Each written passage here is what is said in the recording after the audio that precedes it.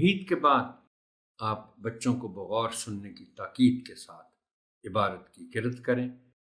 آپ کے لیے میں قرأت کرتا ہوں۔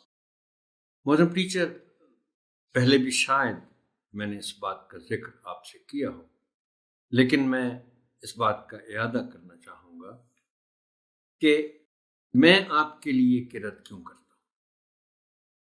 میرے قرأت کرنے کا مطلب ہرگز یہ نہیں ہے کہ میں آپ سے بہتر قرأت کرتا ہوں۔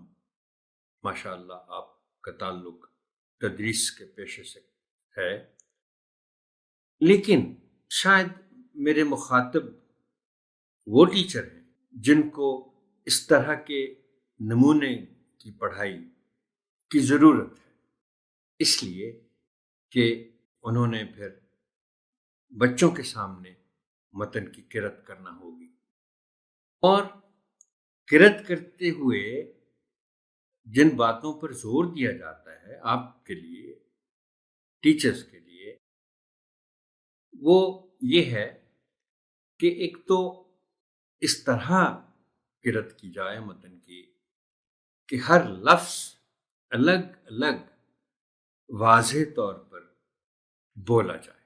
دوسرا، قرأت کرتے ہوئے مناسب طور پر جو زیر و بم ہے، یعنی کہاں اونچا بولنا ہے، کہاں آہستہ بولنا ہے، وہ بھی نمونے کے طور پر پیش کر دیا جائے۔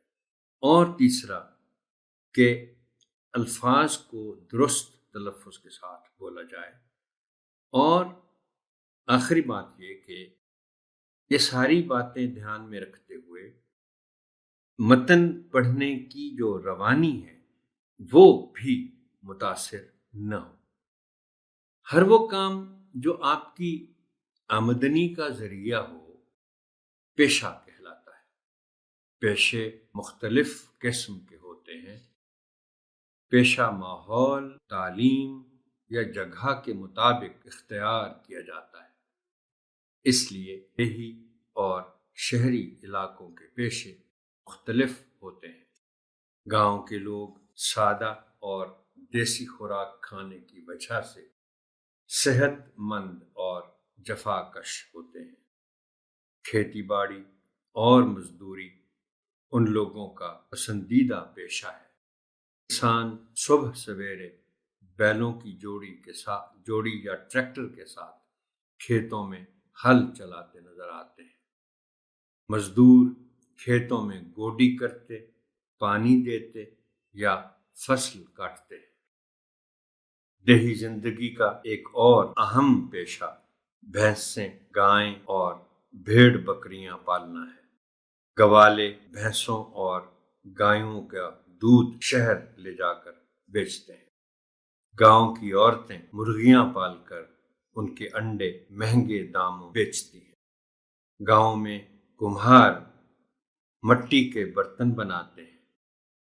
ان کے ہنر مند ہاتھ مٹی کو ہانڈی، ڈھکن، گھڑے اور کنالی میں بدل دیتے ہیں۔ پھر ان کچے برتنوں کو بھٹی میں پکا کر بیچا جاتا ہے۔ گاؤں میں حکیم بھی ہوتا ہے جو دیسی دواؤں سے مریضوں کا علاج کرتا ہے۔ ہر گاؤں میں نائی چوپال میں دکان لگائے نظر آتے ہیں، جہاں لوگ حجامت بنوانے، داڑھی اور مونچھ کے بال کٹوانے آتے ہیں۔ گاؤں کا بڑھئی لوگوں کی ضرورت کے مطابق فرنیچر تیار کرتا ہے۔ آٹا چکی والا گندم پیس کر آمدنی حاصل کرتا ہے۔ دیہی زندگی کا ایک اور اہم پیشہ بھینسیں، گائیں اور بھیڑ بکریاں پالنا ہے۔ گوالے بھینسوں اور گایوں کا دودھ شہر لے جا کر بیچتے ہیں۔ گاؤں کی عورتیں مرغیاں پال کر ان کے انڈے مہنگے داموں بیچتی ہیں۔ گاؤں میں کمہار مٹی کے برتن بناتے ہیں۔ ان کے ہنر مند ہاتھ مٹی کو ہانڈی، ڈھکن، گھڑے اور کنالی میں بدل دیتے ہیں۔ پھر ان کچے برتنوں کو بھٹی میں پکا کر بیچا جاتا ہے۔ گاؤں میں حکیم بھی ہوتا ہے جو دیسی دواؤں سے مریضوں کا علاج کرتا ہے۔ ہر گاؤں میں نائی چوپال میں دکان لگائے نظر آتے ہیں، جہاں لوگ حجامت بنوانے، داڑھی اور مونچھ کے بال کٹوانے آتے ہیں۔ گاؤں کا بڑھئی لوگوں کی ضرورت کے مطابق فرنیچر تیار کرتا ہے۔ آٹا چکی والا گندم پیس کر آمدنی حاصل کرتا ہے۔ گاؤں میں کریانے کی دکانیں، پھل اور سبزی کی ریڑھی بھی لوگوں کے روزگار کا ذریعہ ہے۔ شہروں میں زندگی گاؤں سے بالکل مختلف ہوتی ہے۔ شہروں میں لوگ زیادہ پڑھے لکھے ہونے کی وجہ سے پیشے بھی الگ طرح کے اختیار کرتے ہیں۔ وکیل، ڈاکٹر، نرس، انجینئر، تاجر، صنعت کار وغیرہ شہروں میں کام کرتے ہیں۔ لوگ اعلیٰ تعلیم حاصل کر کے بڑے بڑے دفاتر میں کام کرتے ہیں۔ استاد بڑے بڑے اسکولوں، کالجوں اور یونیورسٹیوں میں پڑھا کر روزگار کماتے ہیں۔ ان کا پیشہ معلمی کہلاتا ہے۔ گاؤں میں امن اور سکون ہوتا ہے، کیونکہ لوگ صبح جلدی اٹھتے ہیں اور رات کو عشاء کی نماز کے بعد سو جاتے ہیں۔ اس کے مقابلے میں